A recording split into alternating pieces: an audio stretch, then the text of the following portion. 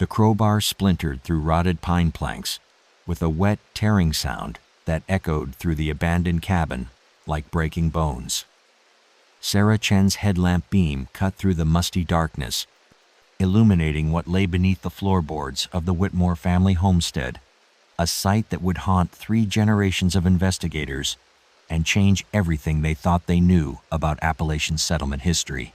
This discovery would unravel a century-old mystery that had claimed 17 lives and left an entire bloodline cursed by secrets buried in mountain soil.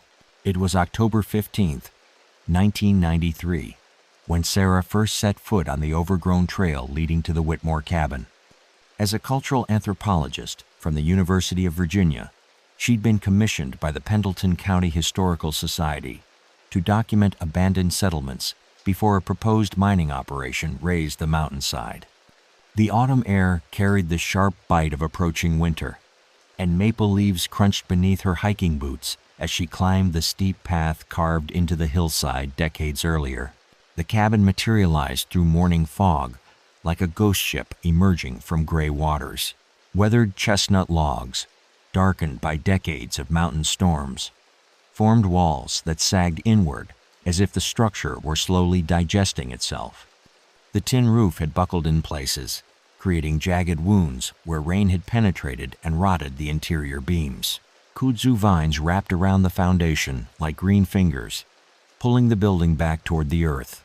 Sarah had studied hundreds of similar structures throughout the region, but something about this place felt different.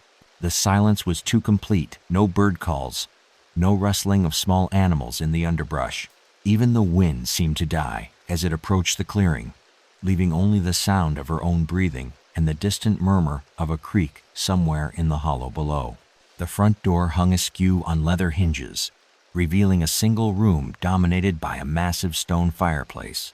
Sunlight filtered through gaps in the roof, creating columns of dancing dust motes that looked almost like figures moving in the shadows. Sarah documented everything methodically. The hand-hewn furniture still arranged around a rough plank table, the cast-iron pot hanging from a hook in the fireplace, the family Bible open on a shelf beside the window. But it was the floor that drew her attention. The wide pine boards were worn smooth by generations of bare feet, but in the center of the room, directly in front of the fireplace, the wood appeared different, newer. The grain ran perpendicular to the surrounding planks, and the color was lighter, as if these particular boards had been replaced more recently than the others. Sarah knelt and ran her fingers along the seams. The boards were loose, shifting slightly under pressure. Using a crowbar from her field kit, she pried up the first plank.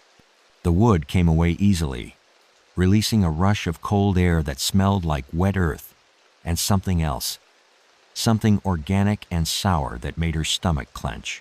Her headlamp beam revealed a carefully constructed chamber beneath the floor. Stone walls, lined with what appeared to be clay, extended down nearly 4 feet into the mountain bedrock, and arranged along these walls, positioned with deliberate care, were human skulls. Not just 1 or 2, but dozens of them. Men, women, children, entire families reduced to bone and shadow. Each skull was placed on a small stone shelf, facing inward toward the center of the chamber, where a larger arrangement held prominence. Sarah counted 47 skulls in total, their empty sockets seeming to watch as she documented each position with her camera. At the center of the arrangement sat a family portrait unlike any she'd ever seen, not painted or photographed, but constructed from bones themselves. Larger skulls formed the heads of 2 adult figures, while smaller ones represented children of various ages. All were arranged on a bed of river stones that had been painted with symbols Sarah didn't recognize. Spirals and crosses intertwined with what looked like mountain laurel leaves. But it was the notebook tucked behind the bone family that changed everything. Wrapped in oiled cloth and remarkably preserved, the leather-bound journal contained page after page of meticulous handwriting in faded brown ink. The first entry was dated March 3rd, 1847, and signed by Ezekiel Whitmore, patriarch of the family that had built this cabin on the foundation of the dead. Sarah's hands trembled as she read the opening lines. The voices grow stronger each night. They whisper up through the floorboards, telling me things about the mountain that no Christian man should know. But we cannot leave now. The contract is written in blood, and the payment comes due with each generation. The journal detailed a family legacy, built on a bargain struck with something that lived deep in the mountain's roots, something that demanded specific offerings in exchange for prosperity, protection, and the kind of isolation that kept federal census takers and circuit preachers from asking too many questions about the Whitmore clan. But who were the 47 souls whose remains form the foundation of this generational pact? And what happened to the Whitmore family themselves, the last of whom had supposedly vanished from these mountains in 1962, leaving behind only empty rooms and the echo of old sins? The answers lay deeper in Ezekiel's journal, but as Sarah continued reading, she began to understand that some discoveries carry a price that extends far beyond the moment of revelation. The ink on the journal's second page had faded to the color of dried blood, but the words still burned clear enough to chill Sarah's bones as she read by lamplight in her motel room that night. Ezekiel Whitmore's handwriting grew more erratic with each entry, as if something was slowly consuming his ability to form coherent thoughts, or perhaps his willingness to record them truthfully. What Sarah discovered in those pages would reveal the true architects of a supernatural contract that had been feeding on human lives since before the Civil War. March 10, 1847. Ezekiel wrote about the winter that nearly killed his family, his pregnant wife Rachel, their 3 young children, and his elderly father Samuel. They'd traveled west from Virginia's Tidewater region, following promises of free land in the Kentucky mountains. But spring had come late that year, and their food stores had dwindled to nothing by February. The children cried themselves to sleep each night, their bellies swollen with hunger, while Rachel grew weaker with each passing day, as the baby inside her demanded nutrition she couldn't provide. It was during the worst of it, when little Martha had stopped speaking and just stared at the cabin walls with hollow eyes, that Ezekiel first heard the voices rising from beneath the floorboards. Not words exactly, but something that bypassed his ears entirely and spoke directly to the desperate places in his mind, where a father's love intersected with his willingness to damn himself for his family's survival. Sarah cross-referenced Ezekiel's account with weather records from the region. The winter of 1846-47 had indeed been one of the harshest on record, with temperatures dropping to 30 below zero and snowfall measuring over 8 feet in the higher elevations. Entire settlements had been wiped out, their inhabitants found frozen in their cabins when rescue parties arrived in late spring. But the Whitmore family had survived. According to Ezekiel's journal, salvation came in the form of a visitor who appeared at their door during the worst blizzard of the season. He described the man as tall and gaunt, wearing a coat that seemed to absorb light rather than reflect it. The stranger's face remained hidden beneath the brim of a wide hat, but his voice carried the weight of ancient authority when he spoke. "I represent certain interests in these mountains," the visitor had said, settling into the chair beside their dying fire without invitation. "Interests that have watched your family struggle through this bitter season with considerable sympathy. We are prepared to offer assistance, but such assistance always comes with conditions." The stranger explained that the land beneath their cabin was sacred to forces far older than Christian prayer or federal law. The mountain itself was alive, he claimed, and it hungered for connection with the families brave enough to make their homes in its shadow. In exchange for permanent protection from hunger, cold, and the various dangers that claimed so many mountain families, the Whitmores would serve as caretakers for those who had come before. "Every family that attempts to settle these heights leaves something behind," the stranger continued, gesturing toward the floor with one pale finger. "Most leave only bones and broken dreams. But you, Ezekiel Whitmore, have the opportunity to become stewards of their legacy. Accept our bargain, and your bloodline will prosper in these mountains for generations to come. The price seemed simple enough at first. The Whitmores would maintain the remains of previous settlers, treating them with respect and ensuring they were never disturbed or relocated. In return, the mountain would provide. Game would be plentiful. Their crops would flourish even in poor soil, and their children would be protected from the diseases and accidents that claimed so many young lives in the wilderness. Ezekiel signed the contract that night, using a knife to cut his palm and press his bloody handprint onto a document that seemed to be written on something that wasn't quite paper. The stranger collected the signed agreement and vanished back into the blizzard, leaving behind a leather pouch filled with dried meat and grain that would sustain the family until spring. But the journal's tone shifted dramatically in the entries that followed. By April, Ezekiel was writing about the dreams that visited him each night, visions of the families who had died trying to tame these mountains. He saw their final moments in vivid detail. Children succumbing to fever, while their parents could only watch helplessly.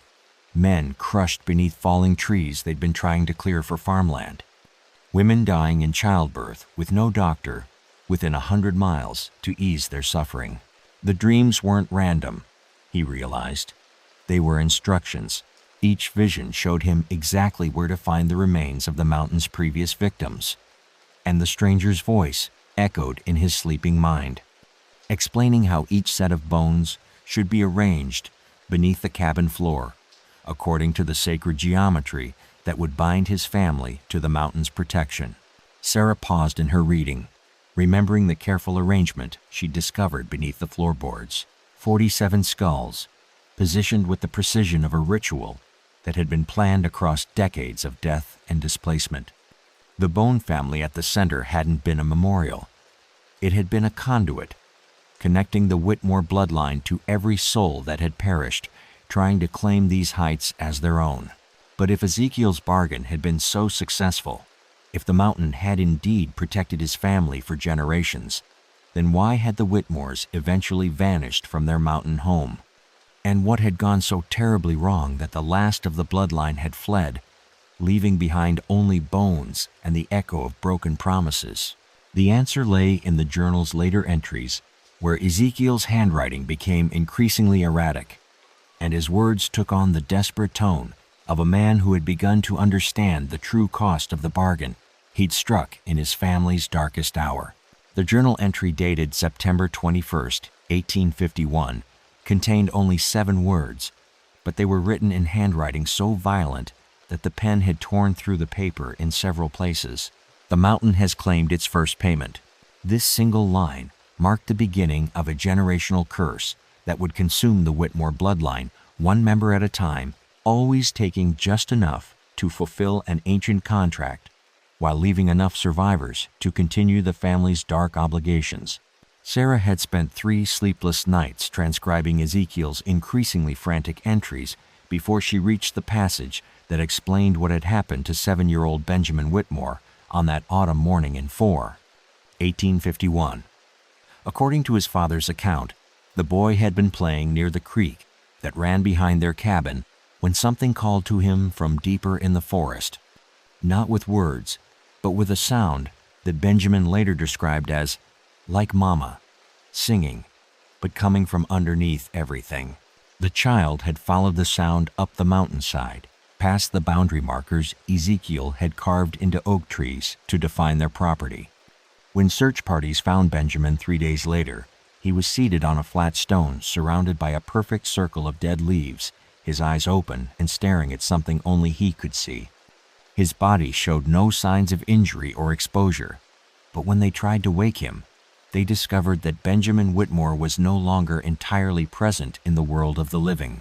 The boy speaks to things that ain't there, wrote Ezekiel, holds conversations with empty air, and laughs at jokes nobody else can hear.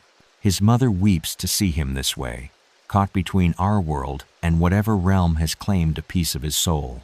But the stranger came again last night and explained that this is how the mountain takes its payment, not through death, but through connection. Benjamin now serves as a bridge, between the living and the accumulated dead beneath our floorboards.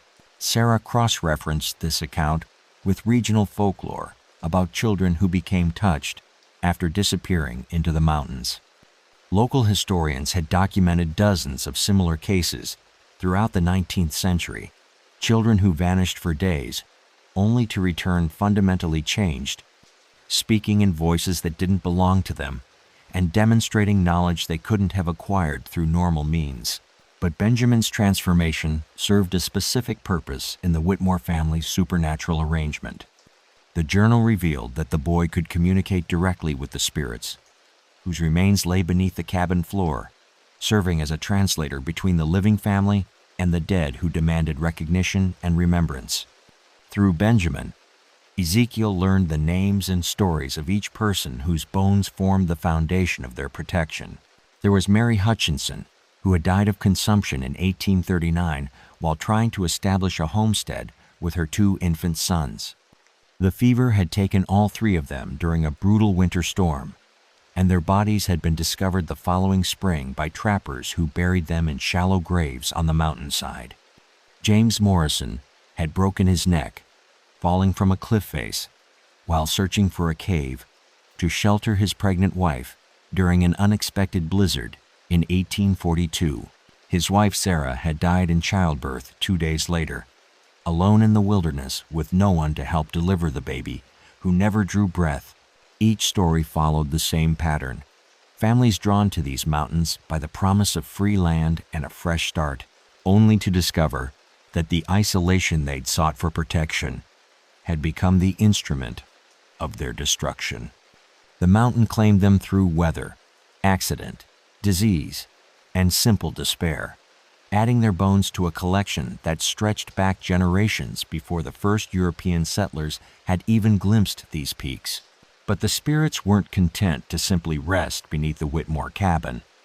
They had stories to tell, grievances to air, and needs that only the living could fulfill. Through Benjamin, they made their demands known. Mary Hutchinson wanted her children's bones relocated to rest beside her skull in the arrangement beneath the floor. James Morrison insisted that his wife's wedding ring, still buried with her remains somewhere on the mountainside, be recovered and placed with his bones as a symbol of their eternal union. Fulfilling these requests became the Whitmore family's primary occupation. Ezekiel and his older sons spent their days searching the mountains for unmarked graves, using Benjamin's supernatural guidance to locate the remains of families whose names had been erased by wind and weather. They became grave robbers in service to the dead, carefully excavating bones and personal effects to add to the growing collection beneath their cabin floor. The work took its toll on the entire family. Rachel Whitmore, aged a decade in the space of 2 years, her hair turning white, and her hands developing a permanent tremor from handling the bones of dead children. Their surviving sons, Marcus and Isaiah, grew sullen and withdrawn, speaking only when spoken to and jumping at sounds only they could hear. The cabin itself seemed to change, its shadows growing deeper, and its rooms feeling perpetually cold, even during the hottest summer days.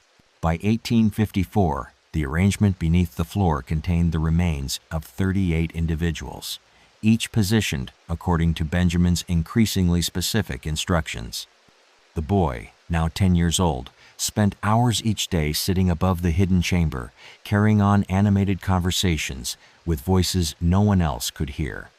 His laughter often echoed through the cabin at inappropriate moments, and he'd begun speaking in accents and dialects that belonged to people who had died before he was born. "The mountain is pleased with our service," Ezekiel wrote in his final coherent entry, dated December 1st, 1854. "The game remains plentiful, our crops flourish, and winter cannot touch us. But I fear we have become something other than human in our dedication to the dead. Benjamin grows more distant each day, and I catch my other sons listening to voices that call from beneath the floorboards.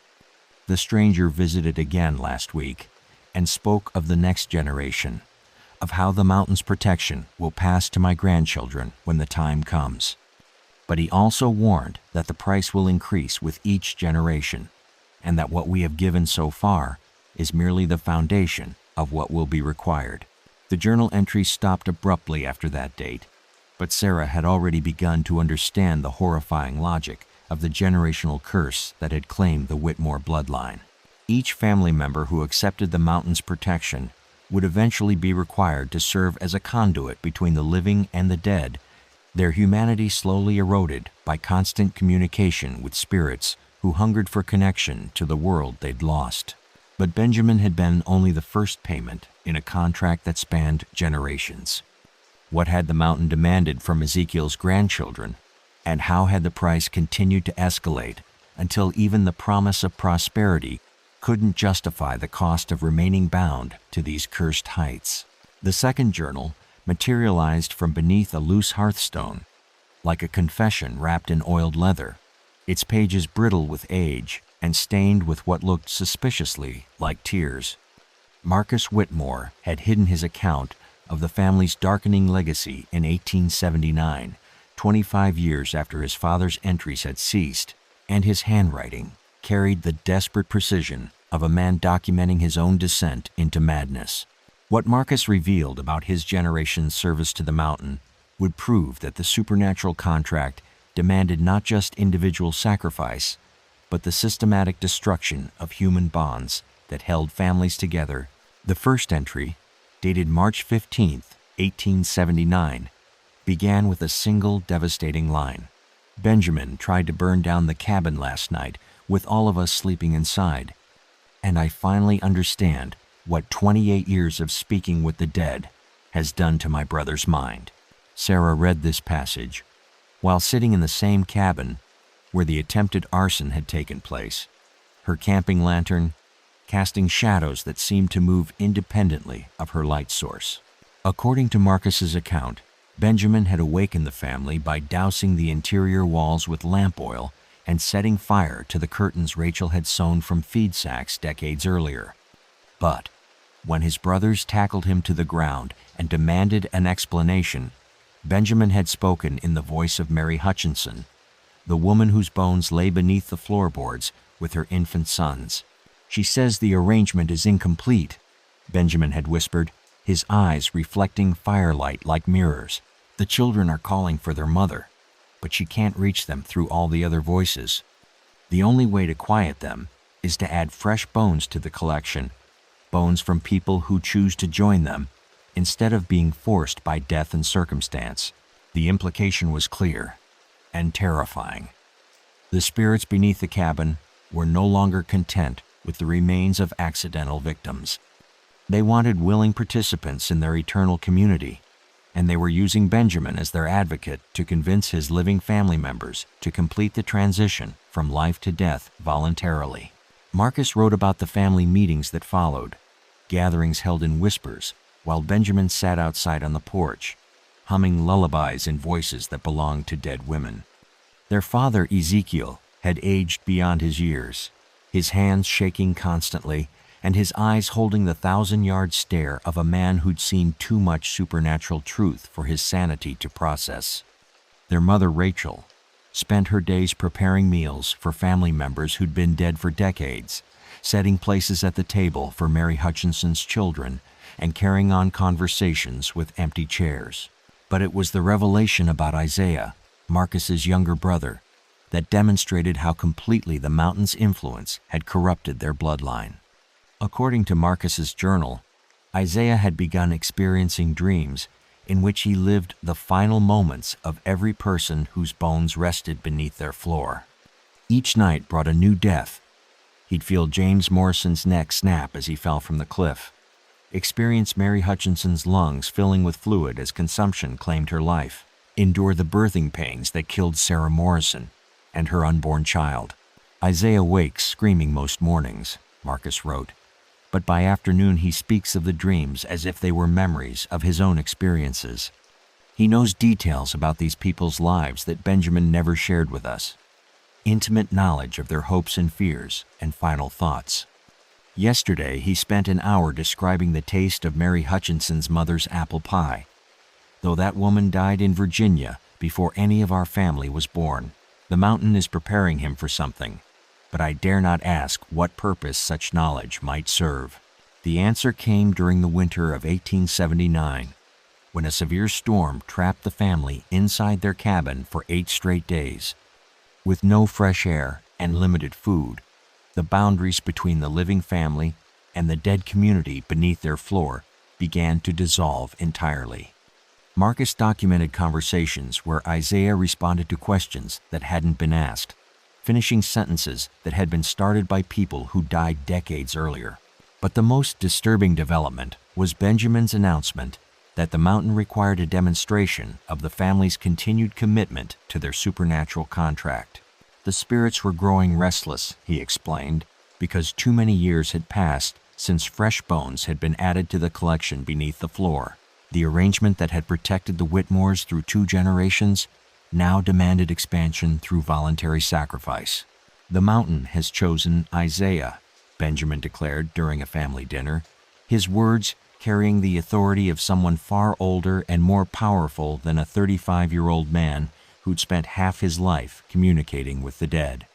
His dreams had prepared him to join them willingly, to serve as their spokesman in the realm beyond death, while maintaining connection to our family in the world of the living. His sacrifice will secure the mountain's protection for the next generation, for my sons, Thomas and Samuel, and for their children after them. Marcus described the week that followed as the most horrible of his life. Isaiah didn't resist the family's preparations for his voluntary death. Instead, he seemed to welcome the transition with the calm acceptance of someone who'd already experienced dying dozens of times in his dreams. He spent his final days arranging his personal effects, writing letters to nieces and nephews who hadn't been born yet, and having long conversations with Benjamin about the logistics of communicating across the boundary between life and death. On February 23, 1880, Isaiah Whitmore walked into the forest behind their cabin and was never seen alive again. The family found his body 3 days later, seated peacefully against an oak tree with no signs of struggle or violence. According to Marcus's account, Isaiah had simply willed himself to die, choosing to join the community of spirits rather than continue living with the burden of their collective memories. But Isaiah's death didn't bring the peace the mountain had promised. Instead, it marked the beginning of a new phase in the supernatural contract, one that required each generation to produce a willing sacrifice to maintain the family's protection. The spirits beneath the floor now included Isaiah Whitmore among their number, and his voice joined the chorus that spoke through Benjamin during the long mountain nights. Marcus ended his journal with a prediction that chilled Sarah's blood as she read it by lamplight in the same room where these events had unfolded. "The mountain's hunger grows with each feeding. What satisfied it with my generation will not be enough for Thomas and Samuel's children. The price will escalate until our bloodline produces nothing but willing victims, and the cabin becomes a monument to voluntary death rather than a home for the living. God help the generation that finally refuses to pay, for I suspect the mountain's revenge will consume more than just our family." How had the 3rd generation of Whitmores responded to this impossible inheritance? And what had finally driven the last of the bloodline to abandon their mountain home, leaving behind only bones and the echo of a contract that had consumed 3 generations of human lives? Thomas Whitmore's final letter was found nailed to the inside of the cabin door, its edges charred as if someone had tried to burn it before changing their minds at the last moment. Dated November 7th, 1923, the document served as both confession and warning, written in the trembling hand of a man who had chosen to break a generational contract rather than feed his children to the mountain's insatiable hunger. This act of defiance would trigger a supernatural retribution that claimed 17 lives and transformed the Whitmore homestead from a place of protected prosperity into a monument to the consequences of betraying ancient powers.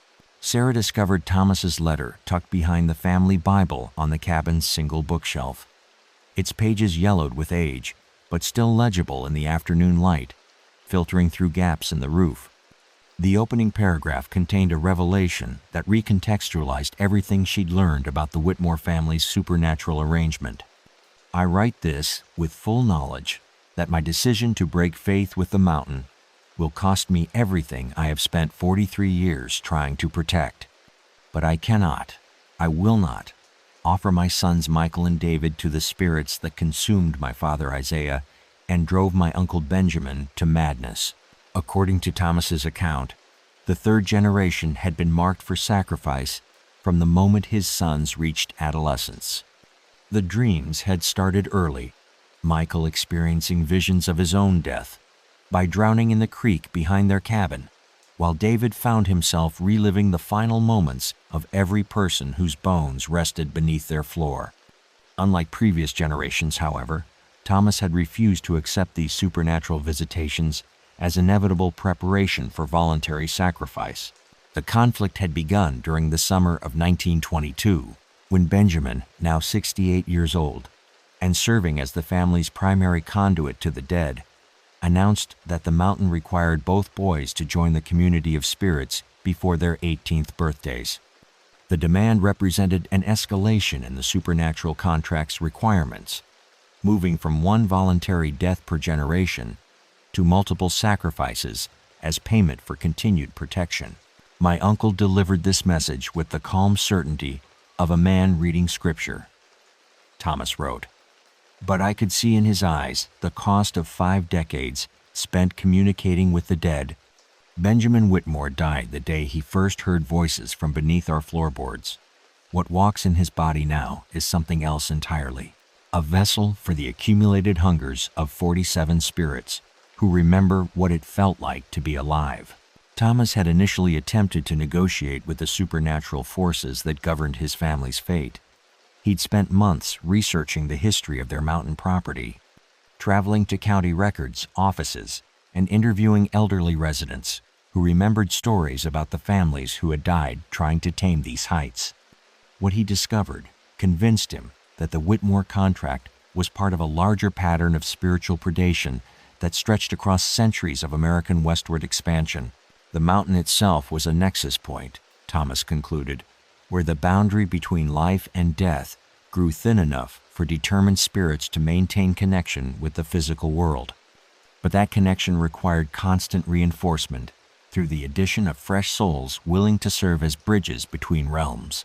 The Whitmore family hadn't been chosen randomly. They'd been selected because their desperation during the winter of 1846 had made them vulnerable to supernatural manipulation. Armed with this knowledge, Thomas had attempted to renegotiate the terms of his family's supernatural contract. He'd performed rituals he'd learned from Cherokee shamans in the neighboring valley, burning sage and sweetgrass while offering alternative payments to the spirits beneath his floor. He'd tried relocating the bones to consecrated ground in the valley cemetery, hoping to break their connection to his family's bloodline. He'd even attempted to burn down the cabin entirely, believing that destroying the physical structure might dissolve the supernatural bonds that held his family captive. Nothing worked. The mountain's claim on the Whitmore bloodline had been written in blood and sealed with generations of voluntary sacrifice.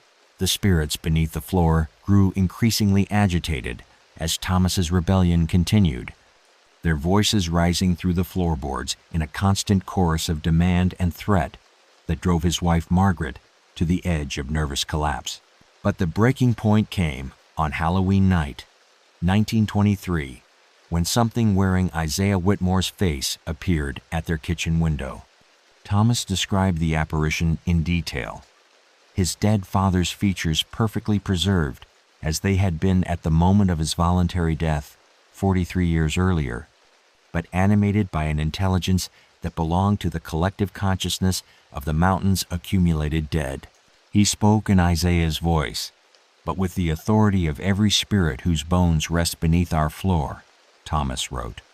He told me that my rebellion had angered forces older than human civilization, and that my refusal to honor our family's contract would result in consequences that extended far beyond my immediate bloodline. The mountain's protection had sheltered us for 3 generations, but that protection could be withdrawn as easily as it had been granted. The threat wasn't empty. Within a week of Isaiah's visitation, the supernatural disasters began. Thomas's livestock started dying from diseases that veterinarians couldn't identify. Their bodies found in the morning with expressions of terror frozen on their faces. The well that had provided clear water for 76 years suddenly ran dry, forcing the family to carry water from the creek in buckets that often contained dead fish floating belly up for no apparent reason. But the most disturbing development was the change in the local wildlife.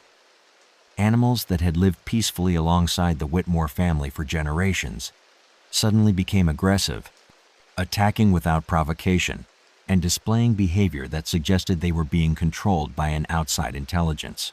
Thomas documented attacks by rabid squirrels, a black bear that tried to break down their front door in broad daylight, and flocks of crows that gathered on their roof each morning to scream warnings in what sounded suspiciously like human voices.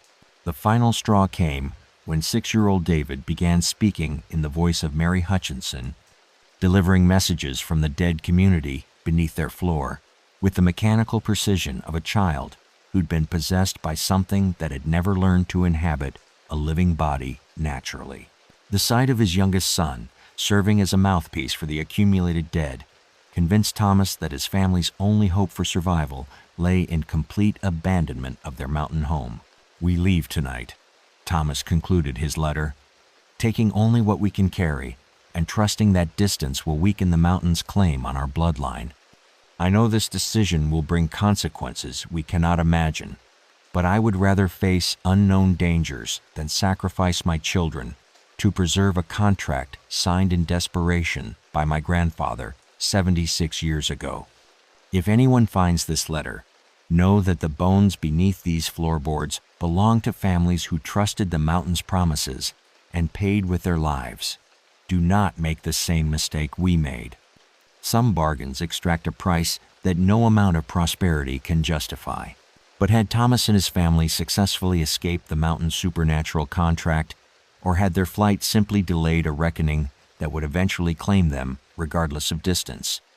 And what had happened to the spirits beneath the cabin floor when their living caretakers abandoned them to face eternity alone with their accumulated rage and unfulfilled promises? The train wreck that killed Thomas Whitmore and his entire family occurred at exactly 11:47 p.m. on December 13, 1923, when their southbound locomotive derailed on a straight section of track that engineers had inspected just hours earlier and found in perfect condition. What the subsequent investigation revealed about the circumstances of the crash would demonstrate that some supernatural contracts cannot be broken simply by fleeing. They can only be transferred to innocent victims who had no part in their creation. This disaster marked the beginning of a 17-year period, during which the mountain's rage would claim the lives of everyone who attempted to investigate, inhabit, or disturb the abandoned Whitmore cabin. Sarah had spent 2 days in the Beckley Public Library's archives researching the train accident before she understood its connection to the supernatural forces that had consumed the Whitmore bloodline. The Charleston Gazette's coverage from December 14th described a tragedy that defied rational explanation. Engine number 407 had been traveling at normal speed through West Virginia's Kanawha Valley when the rails beneath it simply disappeared, as if the steel tracks had been pulled from their moorings by invisible hands. 17 passengers died in the resulting crash, but investigators focused particular attention on the Whitmore family's car, which had been completely crushed beneath the locomotive's weight. Thomas, Margaret, Michael, and David Whitmore were found still seated around a small table, their bodies positioned as if they'd been playing cards when the accident occurred. But witnesses who'd spoken with the family earlier that evening reported that they'd seemed terrified rather than relaxed, constantly glancing toward the windows and whispering about voices that only they could hear. The train's engineer, William Hartley, survived long enough to describe what he'd seen in the moments before the derailment. According to his deathbed testimony, the headlight had illuminated a figure standing on the tracks ahead, a tall, gaunt man wearing a coat that seemed to absorb light rather than reflect it. The same figure, Hartley claimed, that Thomas Whitmore had been arguing with through the window of his passenger car just minutes before the crash. But the supernatural retribution didn't end with Thomas's death. Sarah discovered a pattern of mysterious fatalities connected to anyone who attempted to claim or investigate the abandoned Whitmore property during the decades that followed. The mountain's vengeance had expanded beyond the original bloodline to encompass anyone who disturbed the delicate balance between the living and the dead that the Whitmore family had maintained for 3 generations. County records documented the deaths of 7 land surveyors who'd attempted to map the Whitmore property for potential sale between 1924 and 1931.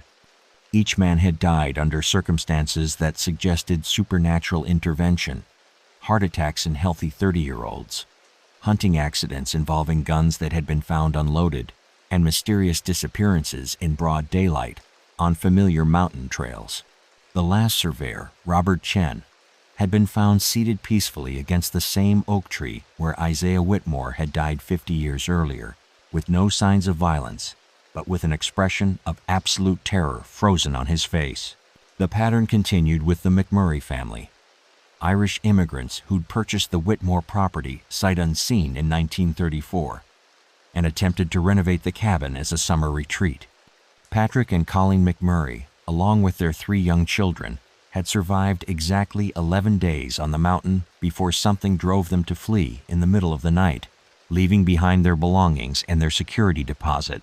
Colleen McMurray's account, published in the Huntington Herald-Dispatch, described experiences that paralleled the supernatural manifestations that had plagued the Whitmore family for generations.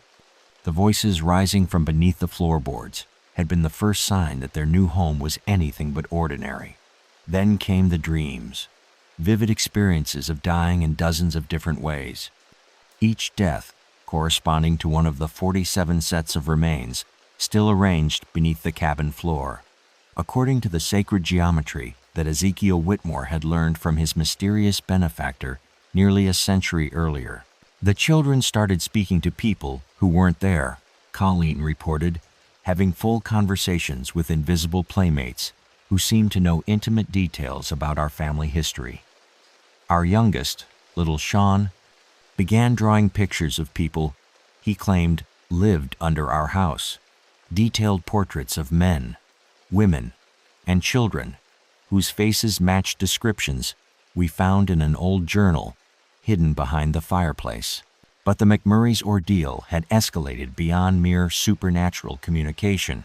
According to Colleen's account, the spirits beneath the floor had begun making demands, insisting that the new residents fulfill the obligations that the Whitmore family had abandoned when they fled the mountain.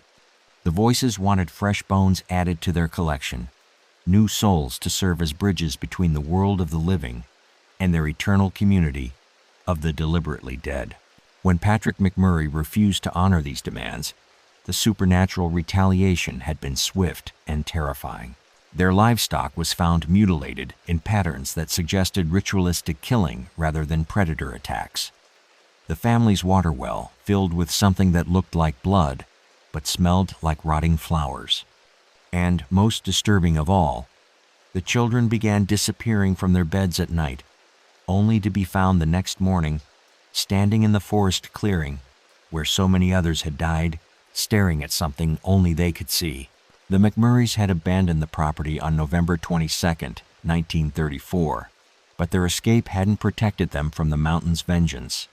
Patrick died in a mining accident 3 months later when a support beam collapsed in a section of tunnel that had been deemed structurally sound just hours before. Colleen survived until 1941, but neighbors reported that she'd never been quite right after her time in the mountains, often speaking to empty air and setting places at dinner for family members who died decades earlier.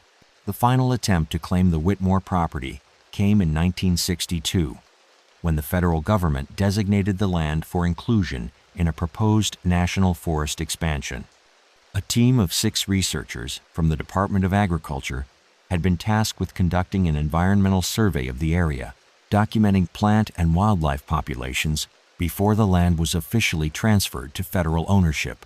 Only one member of the research team, Dr. Elizabeth Morrison, survived the expedition.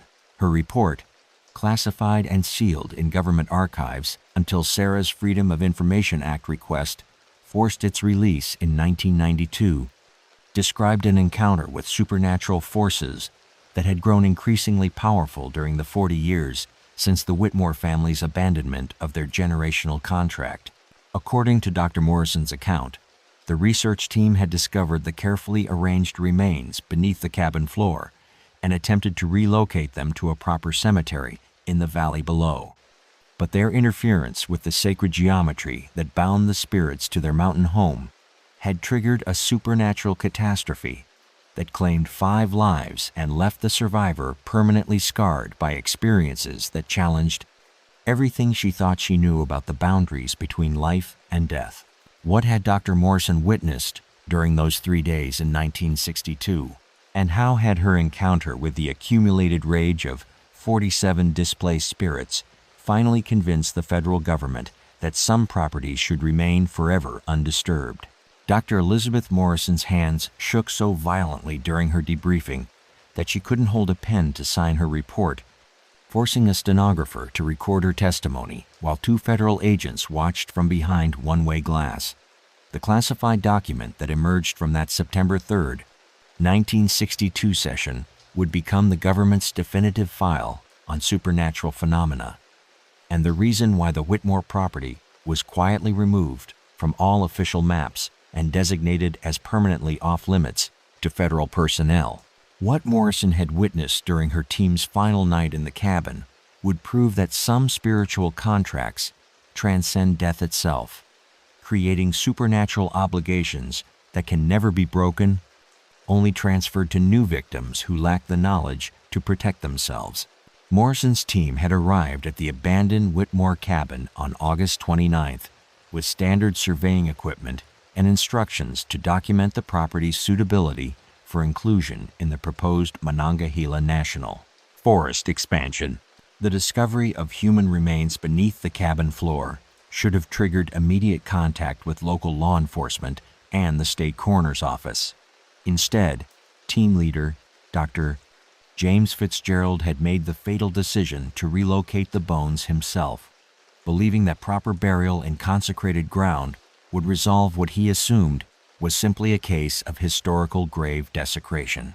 "We had no idea we were dismantling a spiritual prison," Morrison testified, her voice barely audible on the recording that Sarah obtained through her FOIA request.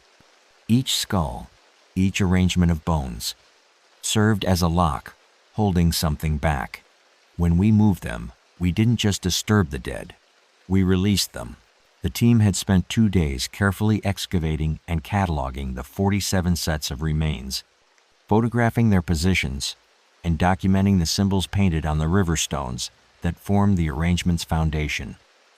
Morrison herself had been responsible for recording the dimensions of the underground chamber, noting how the stone walls had been carved with spirals and crosses that seemed to shift and change when viewed through her camera's viewfinder. But it was the discovery of Benjamin Whitmore's journal, the one that detailed his decades of communication with the dead, that should have warned them about the consequences of their interference.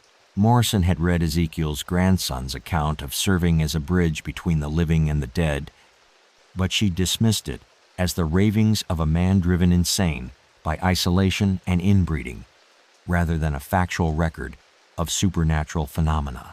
The first sign that their archaeological work had triggered something beyond normal experience came on the evening of August 30th, when the team's radio equipment began receiving transmissions that shouldn't have been possible.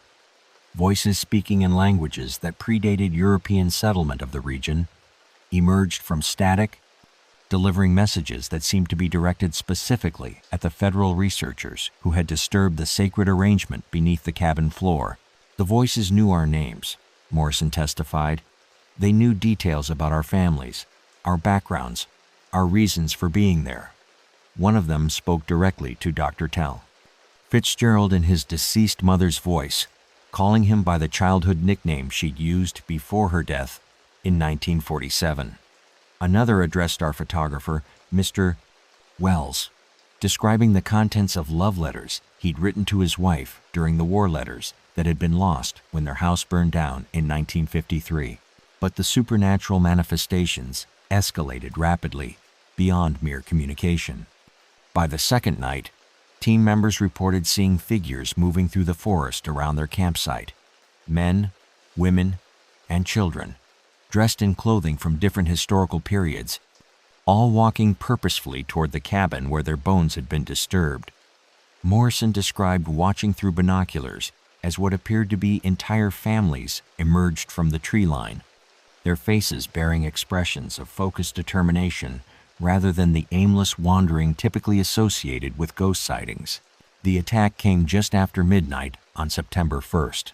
Morrison had been awakened by the sound of her tent zipper being opened from the outside, but when she looked toward the entrance, she saw her younger sister, Janet, who had died in a car accident in 1958, standing in the moonlight with her hand extended in invitation. "She looked exactly as she had the last time I saw her alive," Morrison testified, but her eyes held knowledge that the living Janet had never possessed. "She told me that the spirits beneath the cabin had been waiting 68 years for someone to free them from the arrangements that bound them to a single location. Our archaeological work hadn't just disturbed their remains. We'd granted them the mobility they needed to expand their supernatural contract beyond the boundaries of the Whitmore property." What followed was a night of supernatural predation that claimed 5 lives and left Morrison as the sole survivor of an encounter with forces that operated according to rules that superseded natural law. Her teammates hadn't simply died, they'd been recruited, their souls conscripted into the same eternal community that had consumed the Whitmore bloodline across 3 generations of willing and unwilling sacrifice. Dr. Fitzgerald had been the first to succumb, walking voluntarily into the forest while carrying on an animated conversation with someone only he could see. The team found his body the next morning seated against the oak tree, where Isaiah Whitmore and so many others had chosen to complete their transition from life to death, but his face bore an expression of contentment that suggested his death had been experienced as a release rather than a tragedy. The others had followed in rapid succession, each drawn away from the campsite by apparitions of deceased loved ones who promised reunion and understanding in exchange for voluntary participation in the mountain's expanding supernatural community. By dawn on September 2nd, Morrison found herself alone with 6 empty tents and the growing certainty that she would soon join her colleagues in whatever realm they'd chosen to enter. But Morrison's survival had been purchased through a bargain that would haunt her for the remaining 31 years of her life. In exchange for being allowed to leave the mountain alive, she'd agreed to serve as the government's unofficial guardian of secrets too dangerous for public knowledge. Her testimony became the foundation for a classified protocol that removed the Whitmore property from official records and established a permanent exclusion zone around the cabin, where 47 sets of disturbed bones continued to influence the boundary between life and death. The mountain's contract wasn't broken when the Whitmore family fled, Morrison concluded in her final statement. It was simply left unfulfilled, creating a supernatural vacuum that draws new victims to complete the obligations that 3 generations of willing sacrifices had established. The spirits aren't malevolent, they're businesslike, fulfilling the terms of agreements that were signed in blood and sealed with voluntary death. But they're no longer content to limit their recruitment to a single bloodline. Anyone who disturbs their rest becomes eligible for conscription into their eternal community. The classified Morrison file remained sealed until Sarah's research brought it to light 31 years later, revealing the true reason why the Whitmore cabin had been allowed to decay undisturbed while federal forestry programs transformed the surrounding mountains. Some discoveries, the government had concluded, were too dangerous to acknowledge publicly, and some supernatural contracts were too powerful to be broken by bureaucratic designation or legislative action. But Sarah's own investigation had begun to attract the same attention that had claimed so many others who'd attempted to document the truth about the mountain's accumulated dead. The The voices rising from beneath the cabin floor grew stronger each night, and her dreams had started to feature conversations with people who knew far too much about her personal history to be products of her unconscious mind. The Whitmore family's generational curse hadn't ended with their flight from the mountain. It had evolved, expanding its recruitment beyond a single bloodline to encompass anyone curious enough to investigate the truth about the bones beneath the floorboards and the supernatural contract that bound them to their mountain home. We're only scratching the surface. The next case is even stranger. Subscribe before it drops.